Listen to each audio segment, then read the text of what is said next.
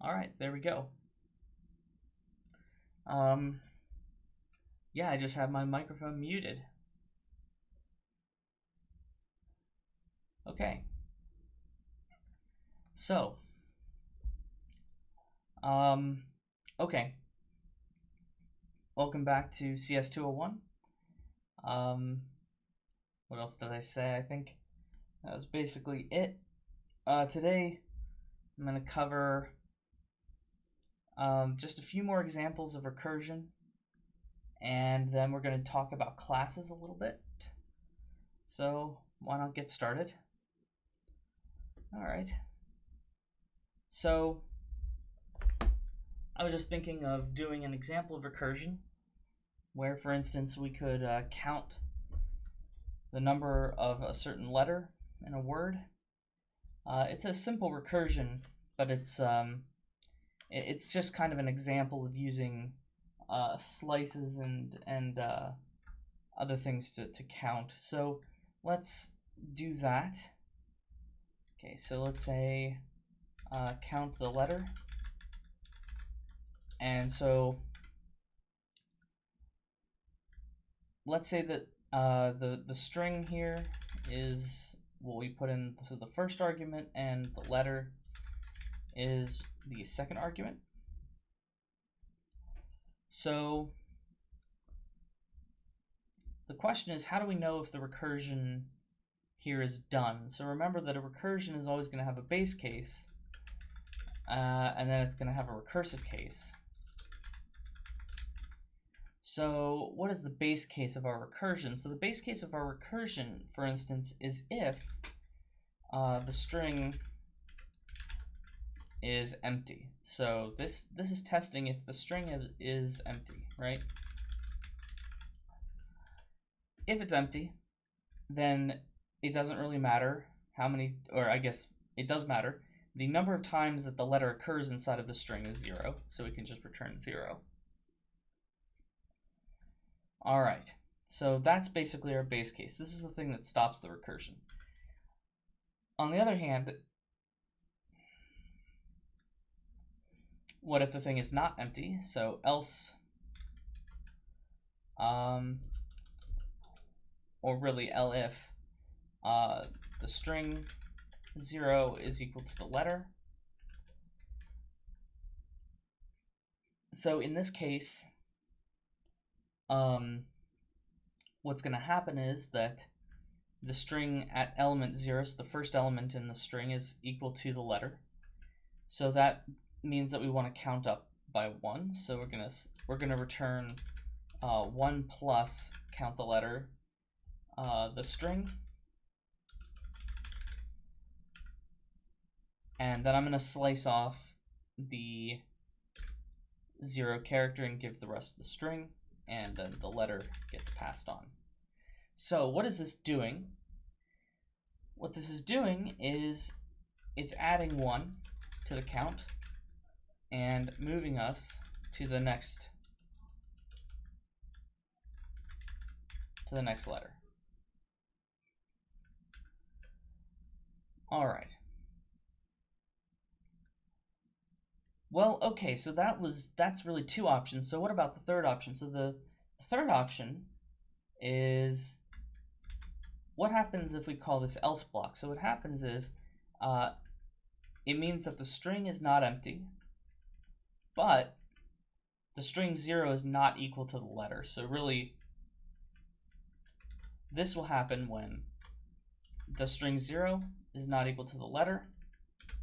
And so if it's not equal to the letter, then we're just going to return the count.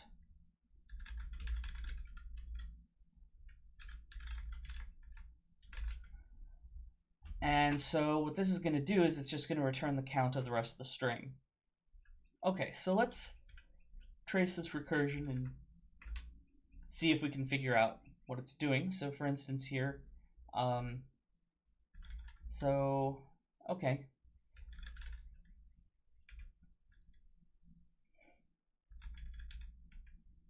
Let's say we're going to count the L's in hello. So let's see if we can debug this function.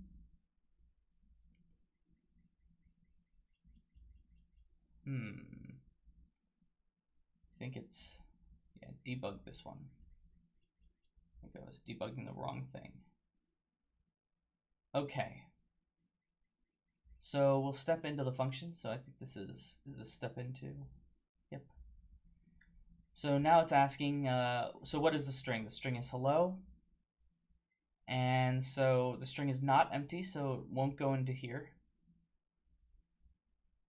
This, the letter is not L, the first letter is not L, so it's not going to do this. Okay, so it's going to return count of the letter, and there we go. So it's what is it going to do? It's going to call the function again. And now it's calling the function with ELLO, and it's looking for the letter L. So it's going to do the same thing now. It's going to count. It's not empty, but it's not equal because E is not L. So it's going to return count the letter again. And so the next thing it's going to return is LLO. So what it's going to do here, it's equal to the letter. So this time it's going to return 1 plus count the letter. And now we have LO, which is not empty. So it's going to return another 1 plus count the letter. This time it just gets O. So it's not equal. So in this case, it's just going to return this.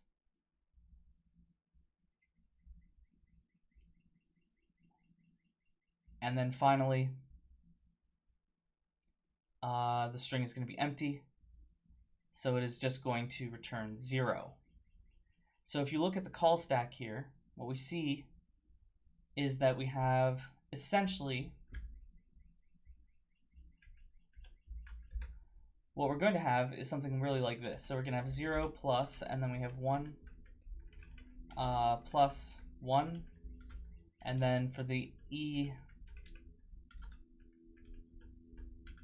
so this is going to be for for hello, right? It's going to be HELLNO. And if you say yes, recursion makes this more complicated than it needs to be, the answer is yes, it does. I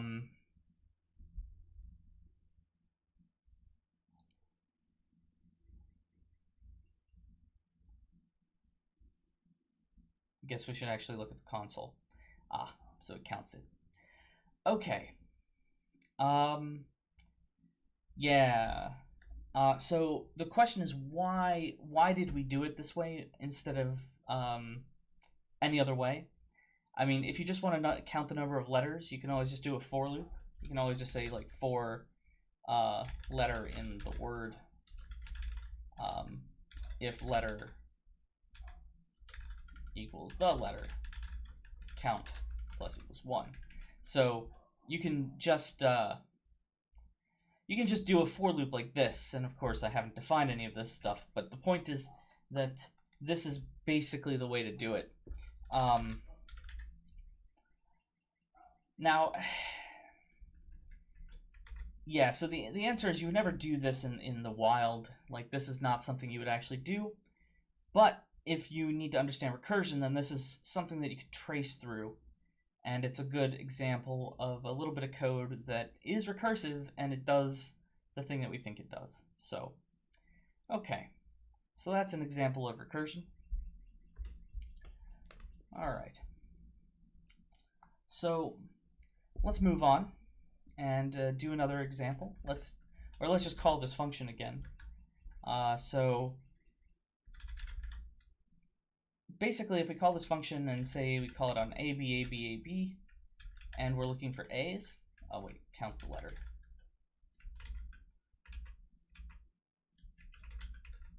There we go.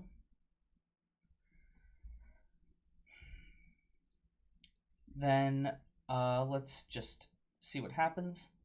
So if we run this file, we just run this code, we'll end up with 3, but that's not really telling us much. So if we run it and we debug it, then we see what's going to happen is that the first letter is an A, so it's going to count 1 plus that. And so then the next one is B, A, B, A, B, and so it's not going to be equal, so it's going to return just the next count. And then it's going to be A, B, A, B again, so it's going to return 1 plus the count. B, A, B, so it's going to return 0 plus the count. A, B, return 1 plus the count, etc. So, and then of course here, once it's empty, it'll return 0. The reason why we need to return 0 is so that we don't go forever. Yep. So there we are, and now we're back to B, and it's 0, and then 1 plus 0 is 1, 0, and then 1 plus 1 is 2, and then finally 1 plus 2 is 3, and that's what gets returned. Cool.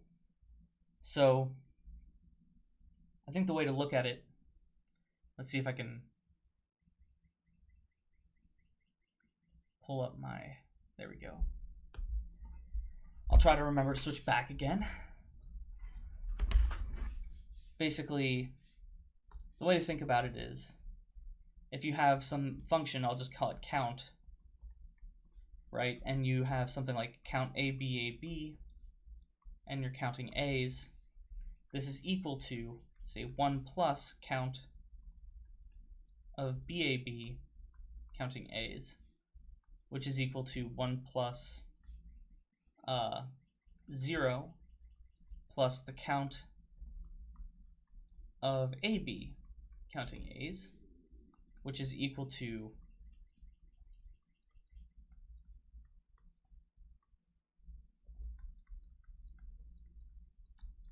plus that count, which is equal to 1 plus 0 plus 1 plus 0 plus the count of technically empty now, counting A's, which is our base case, which is equal to 0.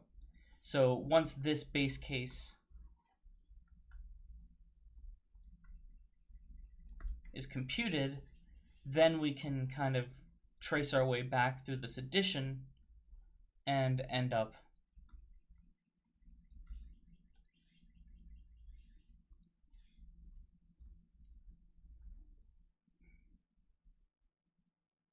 okay. Cool. So this is kind of the way I think about it, is that here is the current result that's waiting, and here's the recursive function that's currently being called.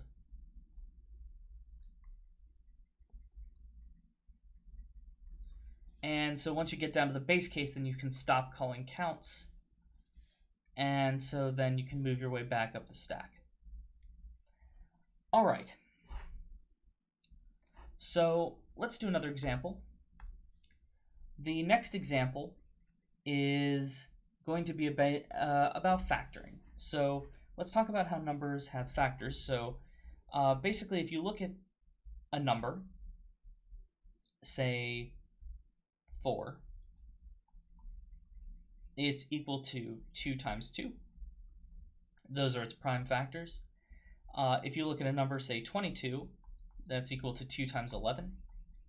If you look at a number, say 24, it's equal to 2 times 2 times 2 times 3. If you look at a number like 125, it's equal to 5 times 5 times 5. So basically, I want to pull apart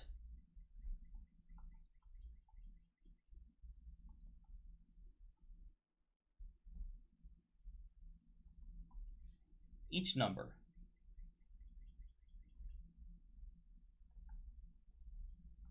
into a list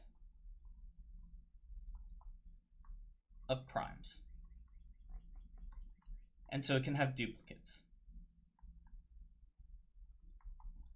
So for instance, the list for 24 will just be 2, 2, 2, and 3, etc. So I want to make these lists. And so the question is, how do I make a list like this? Well, we're going to do it in probably the simplest way possible. So let's comment that out. And then let's make a new function called factor me, I guess. And let's call the variable n that we're going to factor.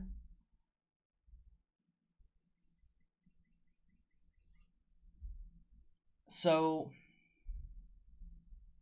if we are going to factor a number, then what we want to do is we want to find out if anything divides that number. So for instance, I want to find out the first number that divides n. So I'm going to make well, let's just do it this way. If and well, let's use the for loop first. So for I in range 2 up to n plus 1, and I'll talk about why I have to do this. So why I have to do this range in just a second. Oh yeah, I instantly forgot to do that. I only forget that every time. Yeah, I get you. I got you. So, okay. All right. Yeah, so let's define, let me go back and just talk about the function. So I want to define a function called factor me. And so this is not exactly how the function is going to look in the end, but I'm just going to write it in the order in which I kind of think about it. So we're going to go through and we're going to start a loop for I in the range of 2 to n plus 1.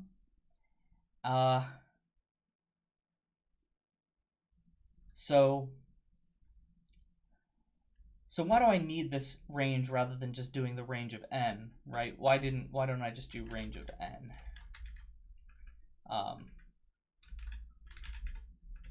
And the answer is because, well, I'll show you what I'm going to type in just a second. So if n mod I is equal to 0, then what I'm going to do is I'm going to return I plus factor me of n divided by I. Ooh. There we go. So what is this going to do? What this is going to do is it's going to give me a list of the first thing that divides it, and it's going to also then give me the rest of the factors here. So we're going to add together the list of the first factor plus the rest of the factors. Now, the reason why we can't include 1 is because, as it turns out, n divided by, or I should say n mod 1, and I can even just show you this, if we just print out, for instance, 5 mod 1,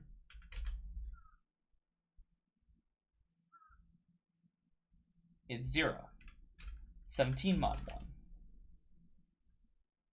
that's 0. Basically, anything mod 1 is going to be 0. And so the problem is that that's going to say that since everything is divisible by 1, if we included 1 in this range, we would end up pulling off an infinite number of 1 factors. And we would have an infinite recursion. In fact, what I'm going to do is I'm going to do that. And we're just going to see that happen. So let's say, let's take in a number, and then let's print out the factorization of it. So there's 2 things wrong with our recursive function. The first thing that's wrong with it is that we have this 1 here. And what that's going to do is it's going to give us an infinite recursion. Let's say that we want to factor 8. There we go. So incidentally, this is probably something good to show. If you ever get this thing called the recursion error, maximum recursion depth exceeded, what that means is that Python has tried to run this function, and then it's run this function again and again and again and again, and it continues to run this function, right? It continues to go into this loop and call the function, go into the loop, call the function, until eventually it reaches what it calls its recursion depth, which by default is either like 1000 or 1001 or something around. It's either 1000 or 1001 or something like that, set by default, which means that you can call a function 1,000 times in itself before you hit the recursion limit. If you have to call a function more than 1,000 times, you have to reset the recursion limit. The good news is nothing that we're ever going to ask you will need you to do that. So the first problem is that we are exceeding the recursion limit because we're calling it on 1. So if we do it this way, then this will prevent it from dividing by 1, and so it won't just return that, it'll return something where the number is actually smaller. So let's see if what this does. Actually, I'm kind of curious. Okay.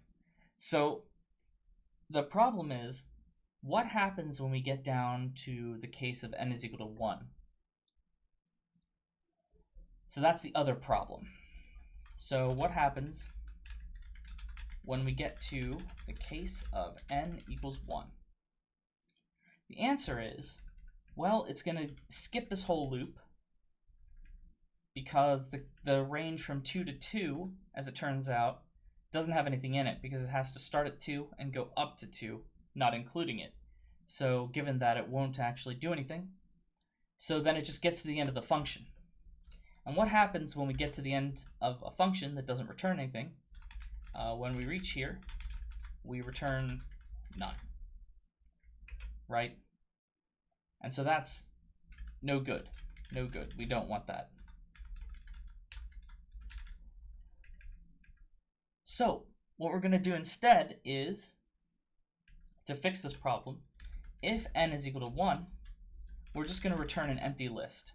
So we're going to pretend like the number 1 does not have any prime factors, which it doesn't, mainly because, at least in modern mathematics, 1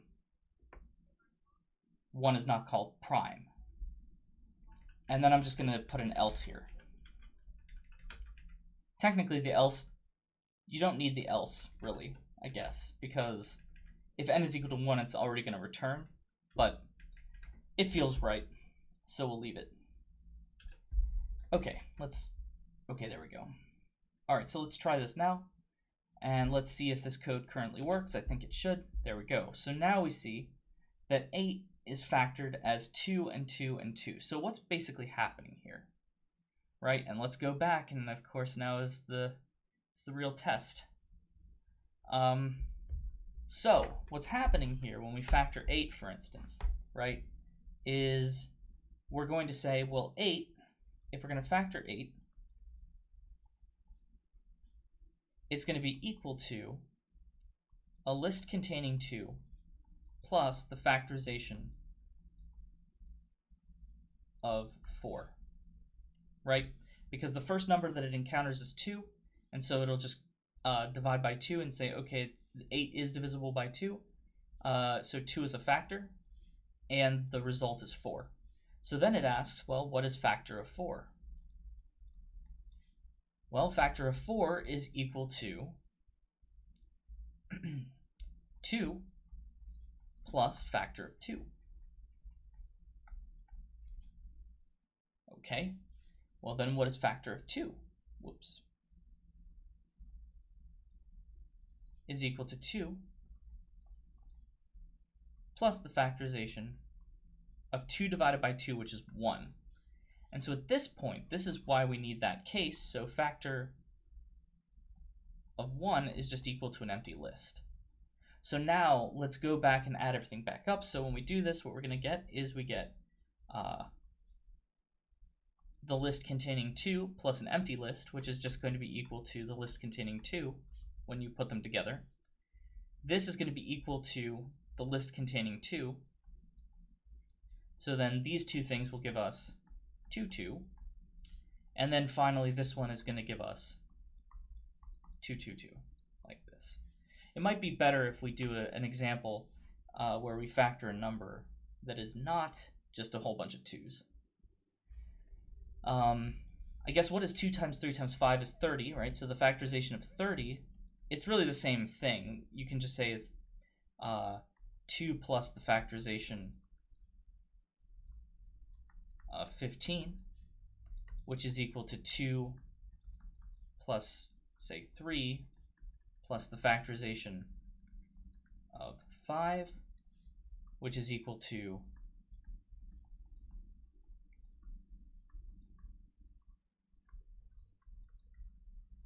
plus the factorization of the number 1, which finally gives us the empty list.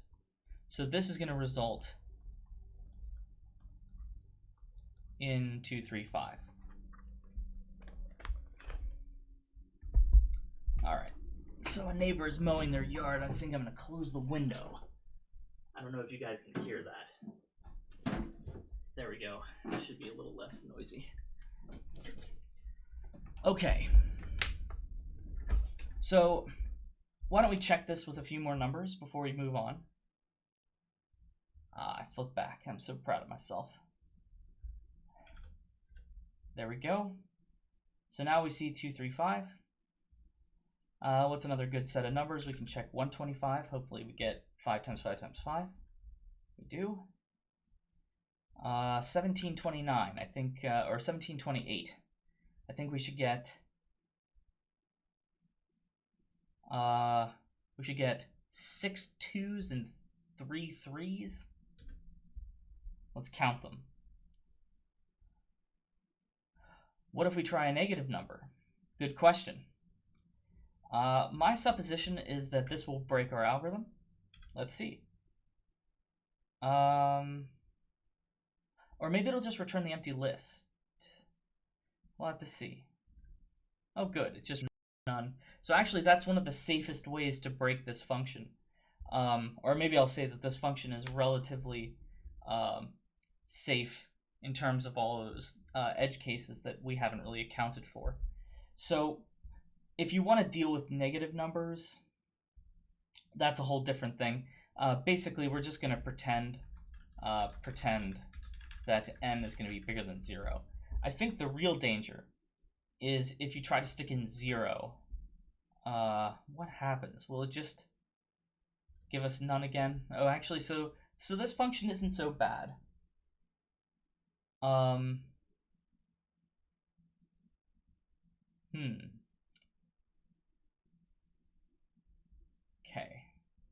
Hopefully you guys can see this part of the video. YouTube is saying that there's an issue with the buffering. But anyway, okay, so let's keep going. Hopefully everything's going good. Okay, so yeah, as it turns out, this function's okay if you have a negative number. So really, you can always add a bit of a safety case. You can say if n is less than or equal to 0, you can maybe even print, stop that and return an empty list, something like that. So that way it'll stop you from trying to do negative 25.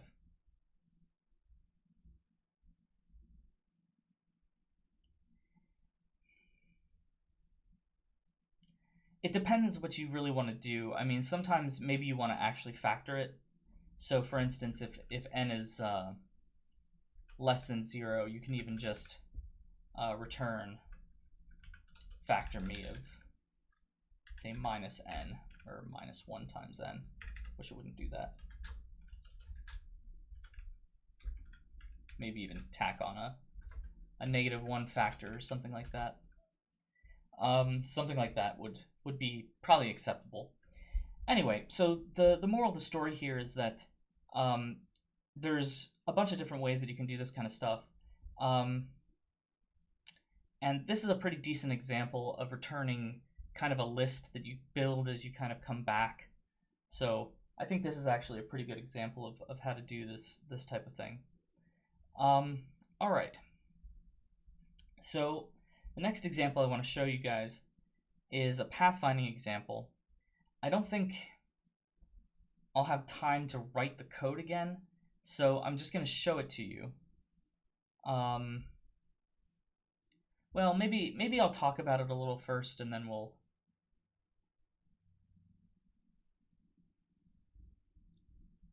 So let's say that we're in some kind of grid. So the way I basically coded this little function that I'm about to show you guys is I have a grid.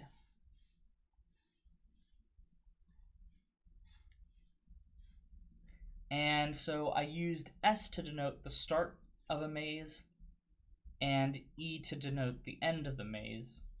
And I used asterisks to denote kind of like forbidden tiles.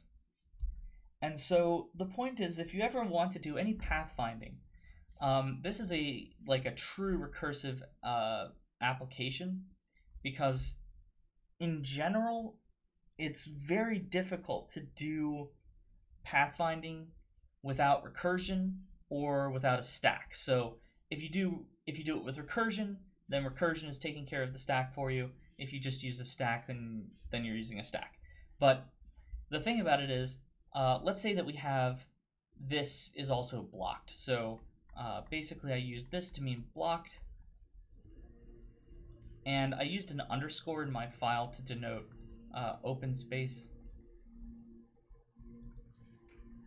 Okay, so the moral of the story is that if you want to find your way from the start to the end, and all you can see is basically these directions, you can only see the squares right around you, then you can basically count this one out immediately because it's going off the board.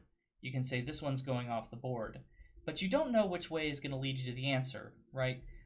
This one, if you go this way,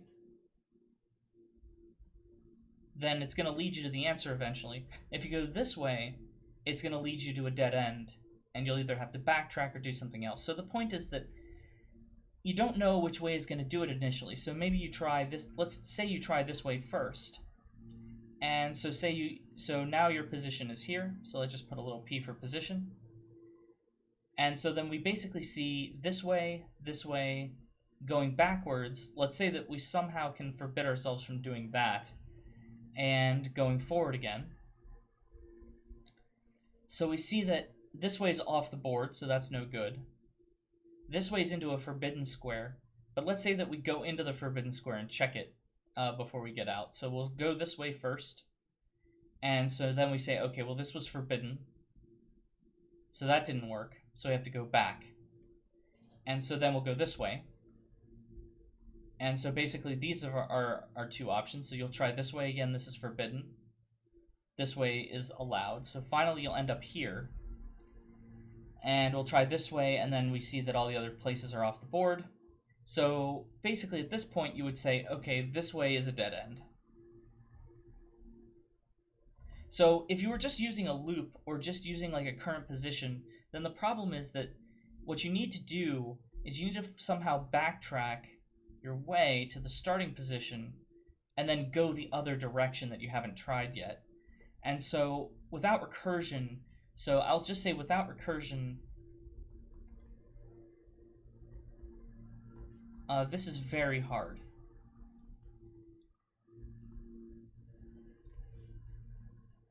And so basically with recursion, on the other hand, what you can do is try to go this way now after we've backtracked all the way.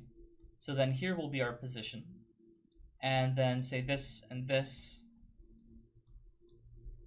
these two positions. And so if you notice, I'm never going backwards. I'm not allowing myself to do this. If I was allowed to do this, then you see that there could be a problem. The problem is that if I was allowed to, if I had two squares, or even if I just had three squares, if this was the start and this was the end, and I was allowed to go backwards, then what I could do is I could travel forwards, and then so somehow if I traveled backwards before I decided to go this way, then I would just end up in an infinite loop, right? And we would hit our recursion limit. So it's possible if you don't prevent, if you don't remember where you've been,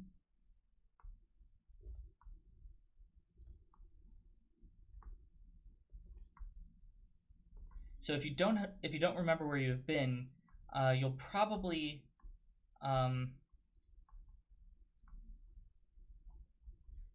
get infinite recursion.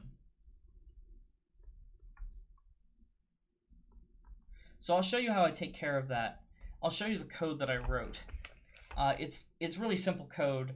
It's a little repetitive because it's so simple, but I'll show you exactly how I kind of accomplish this thing. So let me just show you the map that I made. So the map that I made is here. Basically, underscores are open spaces, S represents the start, and E represents the end. And so basically, in this first little maze, the whole goal is to start at the start and get to the end without hitting these forbidden spaces. And so let me show you how I do that. Let's enlarge this a little bit. There we go. So here's the base case, right? So here's the base case, which is basically if we get to the end, we stop. So if we see that the current position has an E on it, which is just what I'm using to denote the end, then we're just going to return a list with the position XY, and that's it. So, all right. What if that's not the case? So if that's not the case, then we have to do all of this stuff. But what is all this stuff? So really, all of this is just repetitive. Basically, what this says is this is the go up, then it checks if you can go down, then it checks if you can go, I guess, left, and then it checks if you can go right. But all of the code here is basically the same. So just look at this part of the code for now. So first, I change the map at the current position to a forbidden position. And so what that's doing is this prevents us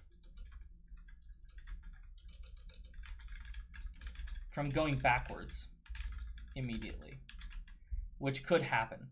So this basically says wherever we've just come from, change it into a forbidden position. So you see that if we ever backtrack, we unforbid this position at the end, but as soon as we go to a position, we'll set it to forbidden, just so that it doesn't allow us to go back and to get into an infinite recursion. The other problem is that you can actually get into more complicated infinite recursions, where you can end up in something where you don't just go back and forth, you actually end up in some kind of more complicated loop. And so either way, it's not great. So basically, so now what we're going to do is, if you can go up, we'll go up. If you can't go up, then we'll go down. If you can't go down, then you'll go left, and if you can't go left, you'll go right. And so that's how this thing is going to search. And so you see that the recursive call here is going to be, the function is called findPathOut. And so here, we're going to call findPathOut. So basically, this is findPathOut, but we're going up by 1. And so it's going to try again. And it's going to try again and again and again until either it can't go up, maybe it can go down. Okay, so let's actually debug this thing and see how it works.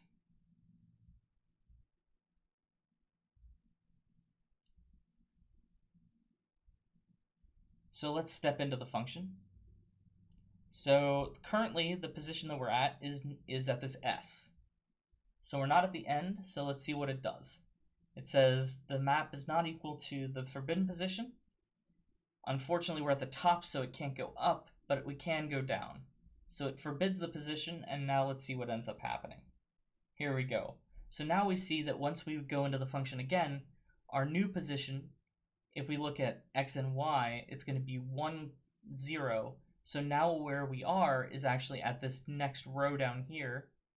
We're at the next row down, and the position right above us has been forbidden. Okay, so let's keep looking at what happens. So now what's going to happen is we can't, it tries to go up, right? So we can go up,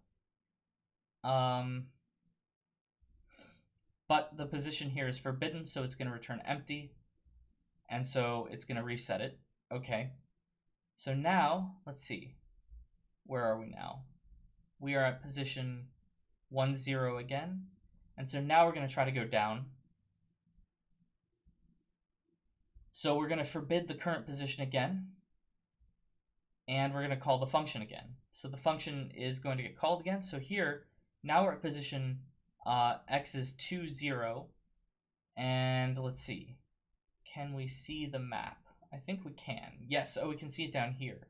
So we see that the position at 0, 0 has been forbidden, at the position at 1, 0 has been forbidden, and that's just preventing us from going back. And so we see here, the program actually tries to take us back up. But the good news is that we've forbidden the position at 1, 0, so it's not going to do it. Okay. So now it's going to return that, and so, okay, so now where are we now? We're at position 2, 0. So we're at this position here. Let's look at it in the map file. We're actually right here. And so we need to go down one more time. And so let's go down one more time. So here we're going to go down. And so there we are, we're going down. And so finally now we're at the bottom. And so it's going to try to go up, but it can't. So that's what's happening there. And so now it's going to try to go down, but it can't. The reason why it can't is because it's off the board. And so now, can it go left? Nope, because left is off the board. And so finally it can go right. So here we go, we're going to go right. And then it's going to try to go up again, but up is forbidden. And so it's going to go down, but down is forbidden because it's off the board. It's going to try to go left, but that's where we just came from, so that's forbidden. So basically the last place it can go right now is going right again. So you'll see that here we're tracking along the bottom. There's going to be more stars appearing along the bottom until we reach E. So, okay. Yep, there's the third star. And let's keep clicking through. Whoops, now it's trying to go back. Can't go back. And finally, we will get to almost there.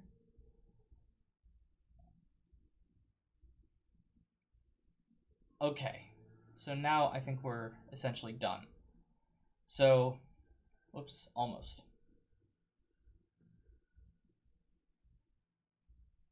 There we go. So now we're returning through the path, and each time we're adding the position that we were at. So here's what ends up printing out when we look at this function.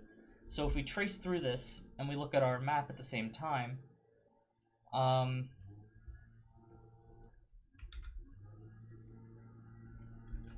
let's just check to see if this is a solution. So the solution is you start at the 0, 0 position, then you go to 1, 0, 2, 0, 3, 0, and then you can't go down any further, so you're going to do 3, 1, 3, 2, 3, 3, and finally 3, 4. And so that's going to give us a solution. Cool. So let's modify the map so that we try to give it a dead end. Maybe it'll get confused or something and not be able to do it. Not sure, actually. So, all right, let's try this map and see what happens. So in the previous solution, it tried to go down and then across, right? So in the current solution, it's not going to be able to do that. It's going to have to go down, and then it's going to see that this space is forbidden all the way down. So it's not going to be able to track this way. So let's just see what it does. Let's just run it rather than debug it. Yep. There we go. So what is it going to tell us now? So what it tells us now is here it tells us to start at 0, 0. But instead of going down, it says go to 0, 1. So 0, 1 is this square here. 0, 2 is this square here. And then it says go down. So then it goes down to here. And it tracks it over again to from 1, 2 to 1, 3. And then actually what it does, because it's stupid, is it goes up to 0, 3. And then it goes to 0, 4. And then it goes down 1, 4, 2, 4, 3, 4, and finds the E. So as it turns out, this is kind of a snake. So if we look at it, if we draw it out, and just ask like what it actually did, then what it did this time was this. Let's draw out the grid.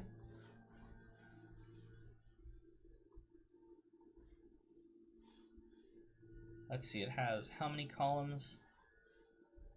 Well, let's make them a little straighter. There we go. And this is forbidden, this is forbidden, this is forbidden. And then there's another forbidden, and another forbidden. And then the E is here. So what it did was it tracked this way, down, over. And then because it doesn't know not to do this, it tracked up, over, down before going down. So it didn't find the fastest path, but it found a path, right?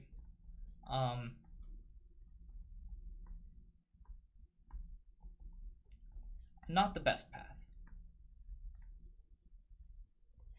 So the kind of search we're doing here is actually called a depth first search.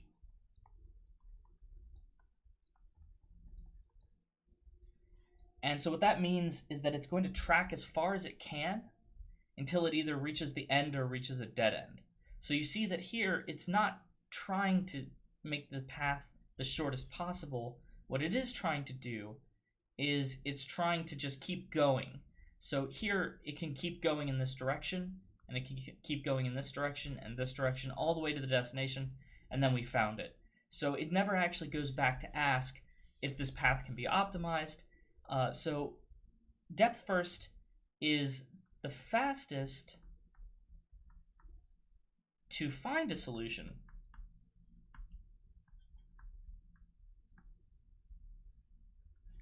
but it doesn't really find the best solution. So it doesn't find the shortest path.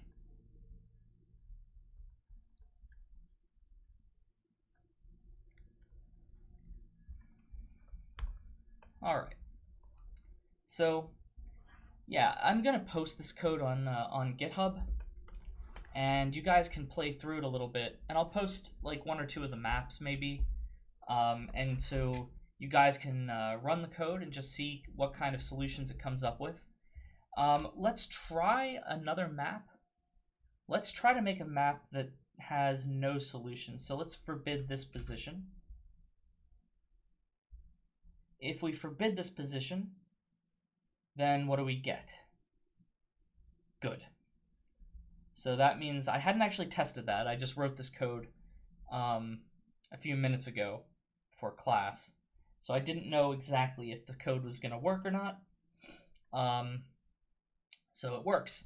So you see that here it's going to print out this empty list. The reason why it prints out this empty list is to tell us that it tracked this way, and it didn't find a solution, so it's not giving us any solution. It's just giving us the empty list.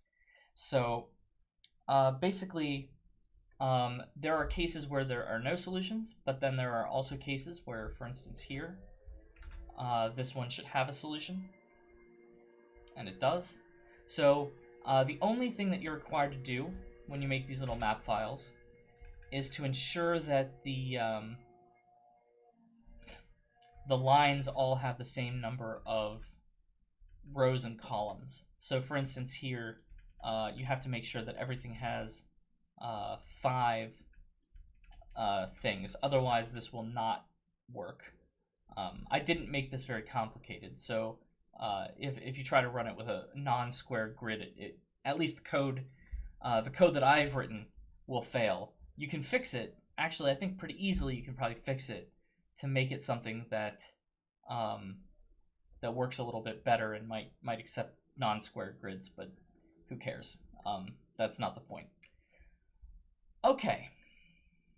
So yeah, I'll post the pathfinding thing up on the GitHub as well, as well as these 2 pieces of code. All right, so okay, I want to start something new then. I just want to introduce it.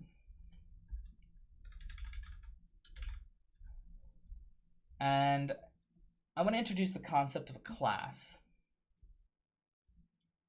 So sometimes when you're coding, and you might have encountered this on your project where, for instance, you have a character, and so sometimes you're going to decide for a character you're going to return, say, a list where the list has like a name and some properties. Or alternatively, you could have returned a dictionary. Or alternatively, you could have done other things to give back the information. I'm sure most of you have had to decide which thing you were going to do in terms of your project. But it kind of feels artificial, right? Because you have to remember what slot in the list generally the stealth is in, and the charisma's in, and the name's in. If someone else created a function and returned the same thing in a list, but returned that list in a different order, then that would break your code most likely if you did it as a list. If you did it as a dictionary, it's a little more robust, but even then, if they don't know the keys to the dictionary, then it might not work. So the question is there a way to have I guess the question is just, is there a way to have variables inside of an object? So is there a way to have an object that inside of it can have variables and functions, which some languages, so like Java, will call them methods. I think Python might also call functions methods. You might see this a lot of times when people say the word method, we mean that a method is inside of a class. So I'll show you what I mean by that in just a second. So let's write a character class. So how do we write a character class? Well, you use the keyword class, and you type in character and a colon. And so this thing is now a class. But of course you might say, well, there's not anything going on there, so I'm not sure what the point of that was. Well, if you want to declare, say, a variable inside of a class, then the way to do it is to declare it inside of the constructor for that class. So basically, let's talk about constructors. So a constructor, for instance, here is a function that gets called when we create the class. So for instance, if I say C is equal to character, like this,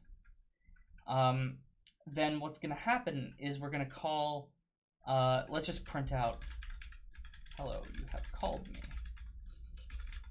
So let's run this thing. So we see that when we created this character, somehow it knew to call this function. And so this function is called a constructor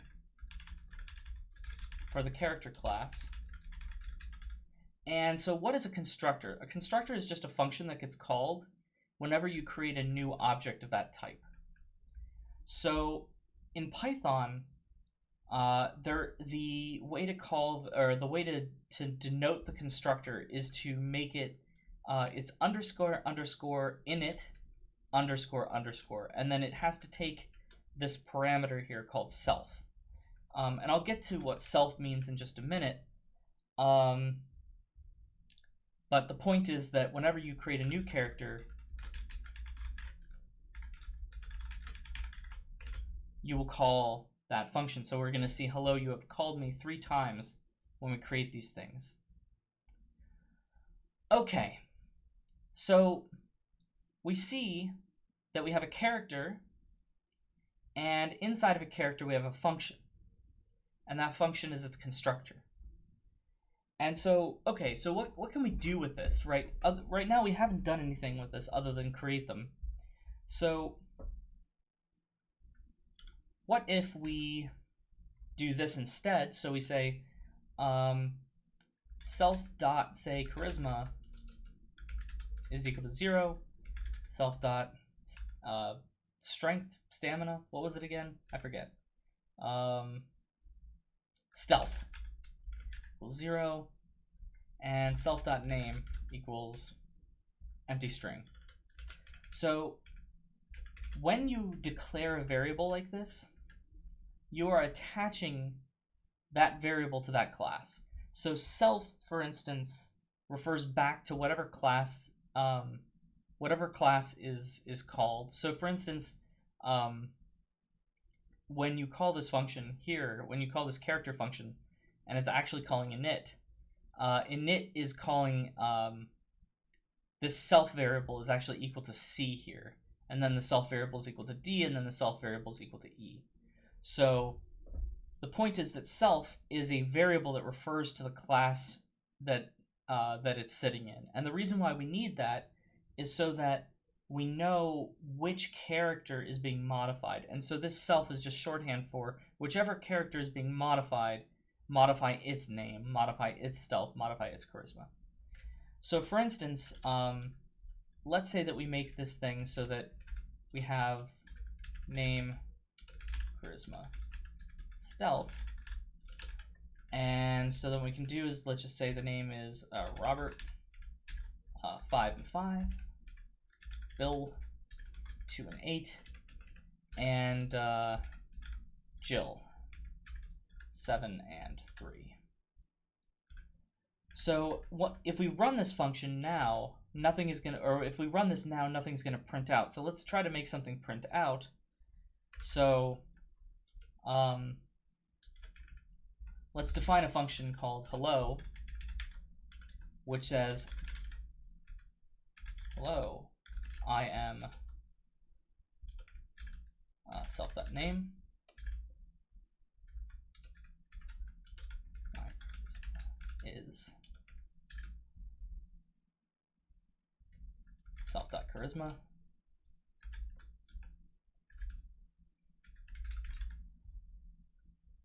And my stealth is.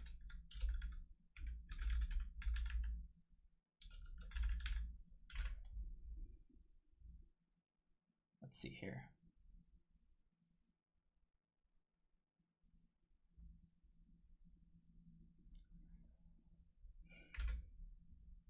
Okay. So what if we type in c.hello? There we go. Wait, what? Ah, we don't actually set anything.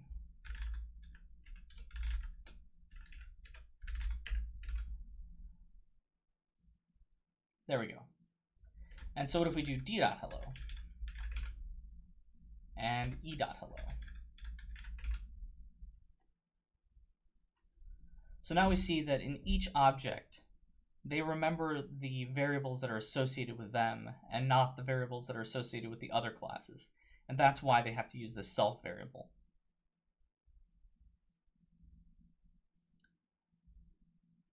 Let me just check something.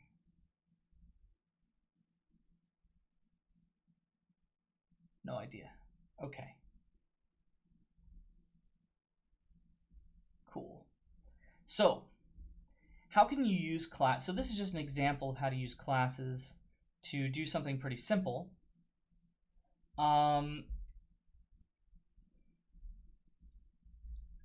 So, you know, I'll create a function saying don't do this on our project. Can you do recursion with classes? The answer is yes, but, or I guess the question is, what do you mean by recursion with classes? Can you put a class within a class? Yes, but you should decide why you want to do that.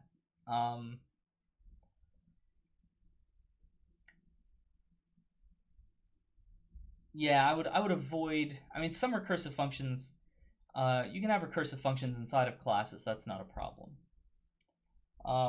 Okay. Yeah, so the only thing I'm going to say is, like, don't actually do this on the project. The reason is because, given that we haven't taught it until now, it's basically pretend that it's forbidden for project 1. You can use dictionaries, you can use lists, you can use basically anything except for classes. You can even use recursion on project 1 if you really want to, but I really don't know what you would do with recursion on project 1, so don't do that either. Okay. So let's create a student class. So,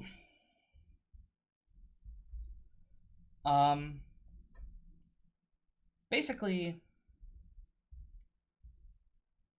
what are some things that a student class might need? So let's define the constructor. The constructor is going to be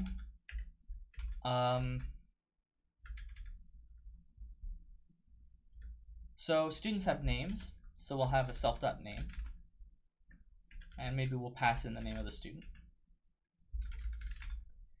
And so the only thing to mention here is that this name is a local variable.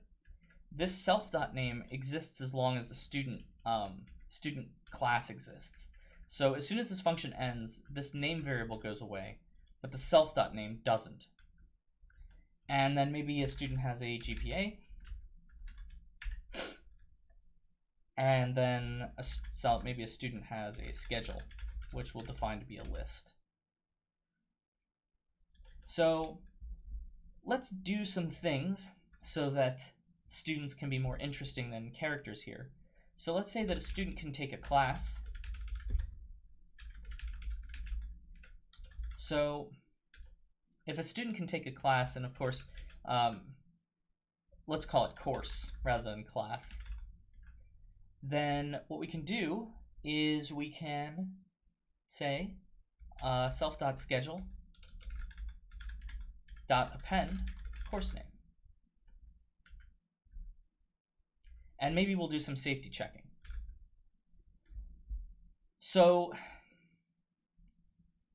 class variables they're not really global, but they can be accessed from anywhere within the class. So for instance, once I declare this self.schedule, I can access it within any of the functions inside of the student class. So for instance here, let me say that we have some print schedule, right?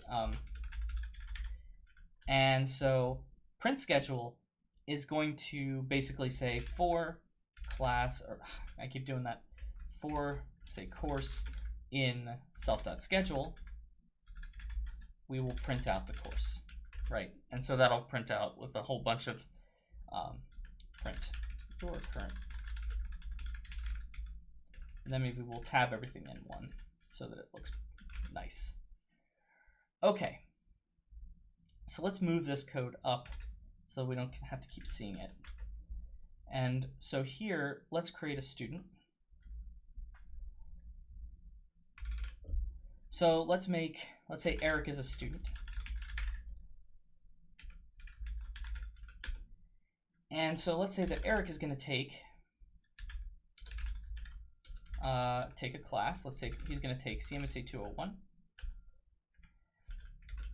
And now let's say he's going to take another class. Say he's going to take cs203. And say he's going to take another class. Say he's going to take philosophy 101. And then he's going to take physics 122. Right, I'm just making stuff up. Okay, so at this point, what can we do? So what we're gonna see is that at every point we call this function is going to take the Eric class and append a course name into the schedule list. So there's a number of things we can do. We can actually just print out Eric.GPA. We can even print out Eric.name.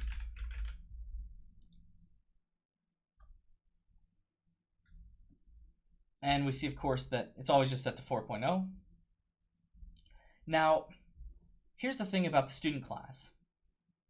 Unlike in some other languages, if you've done classes in C++ or Java, which has public and private functions, public and private variables, so there are some things which you can access from inside of a class and outside of a class.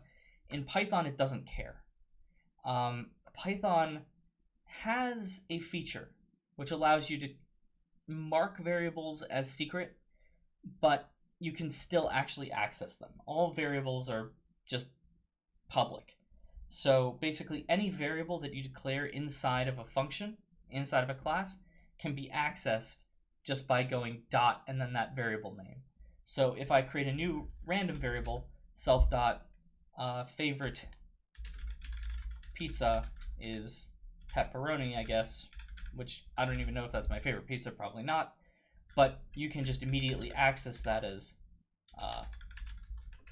Eric.favorite_pizza. And so any variable you create inside the function, or inside the class, you see that here we're calling it self. But here we're calling it Eric, because Eric is the actual variable name for that class. Here, it doesn't know what the variable name is for the class. All it knows is that whatever the variable name is, it is considered to be self. So, okay. Now let's call a function. So, self.print, or I'm sorry, that's craziness. Eric.print schedule. So, here's the weird thing about classes in Python. You see that here is a self variable, so you would think that you might have to stick Eric back in as the variable there, but actually you don't. What Python does is it takes whatever the thing is before the dot, so it takes the thing before the dot and it sticks it into the function. So what this is really doing is it's calling student.print schedule with Eric and then whatever else is there. Can you use classes for the next project? Yeah, maybe. So we see that this is calling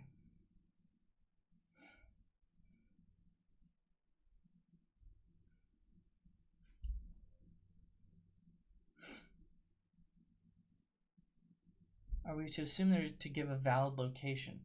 They may not give valid locations. So that is something to keep in mind. you should check to make sure that the location is valid.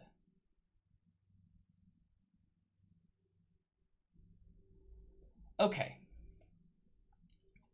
So, all right, so this is one thing. And let's do one more little example of a function inside of a class. Let's say that we are going to say print all things. And so what we can do here is we can say, okay, we're going to print out self.name. We're going to print out self.gpa. And we can print out self.favorite pizza, I guess. And then at the very end, what we can do is actually we can just call a function. But if you're going to call a function from within a class, you have to use self dot before it. So you're going to do self.printSchedule. Instead of Eric.printSchedule, it's going to be self.printSchedule. And so let's say Eric.print all things. And then what we're going to get is the list of all the stuff and then our schedule. So here's a basic example of how a student class would go. It's more or less, I think this is a decent first example. So if you ever need to ask, like, what things can I do, how do I use classes, how do I create variables inside of classes, this is how to do it. One bit of warning, you can create variables here.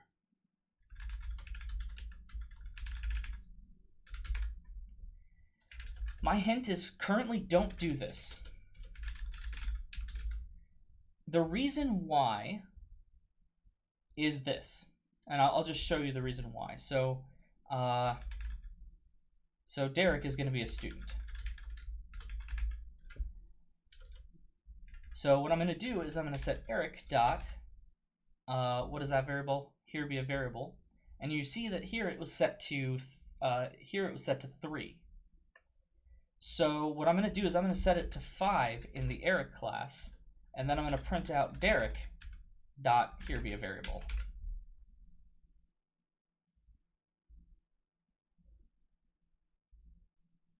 And it's 3. Interesting. I know what happened. Let's do it this way.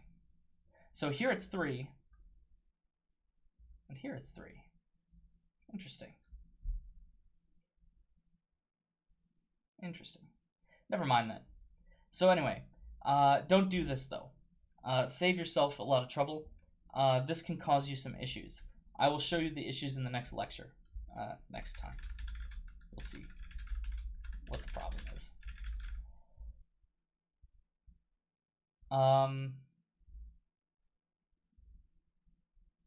Okay. So, all right. I think that's it for today's lecture. If you need any help on the project, I'll probably try to hang around and do some office hours stuff occasionally. Otherwise, ask TAs. I'll post these files on the GitHub so you guys have some references. Try to go through the pathfinding example and just kind of convince yourself that you understand what it's doing. I'll post the map as well, and you can modify the map as you like. All right. So I'll try to release homework 6 today, maybe towards the end of the day. So you'll have until next Monday to do it.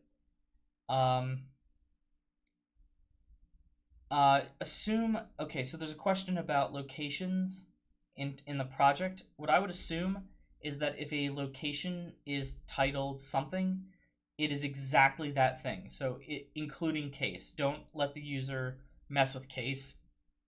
If it's the commons with a capital T and a capital C, then that is the location. If you hit everything with a dot lower, then make sure you tell something like that in your comments. I mean, we'll try, or make sure you say that when you say like enter location, and say that the case doesn't matter. Other than that, yeah, so I'll release homework 6 probably tonight. The project is due tonight, hopefully. I released lab 8 which is a simple little recursion exercise. I think you can basically use the recursive stuff from here to figure it out. And overall, I think that's it for today. So I will upload everything. Good luck, everyone. And oh yeah, exam is not this Wednesday, but it's going to be next Wednesday. So I will release something like a practice test Wednesday. Okay? So I will try to give you something that resembles what the test is going to be like by Wednesday. We've basically hammered down the format of it, so we will be ready to do that. Okay. That's everything. Thanks, everyone. Have a good rest of your day.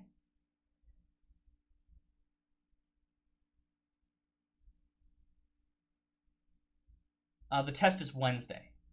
The test is next Wednesday. So I always give a full week between practice test and actual test. All right. I'll leave the outro, but if you need me, I'm in the Discord. So, you know, chill out, y'all. Or peace out.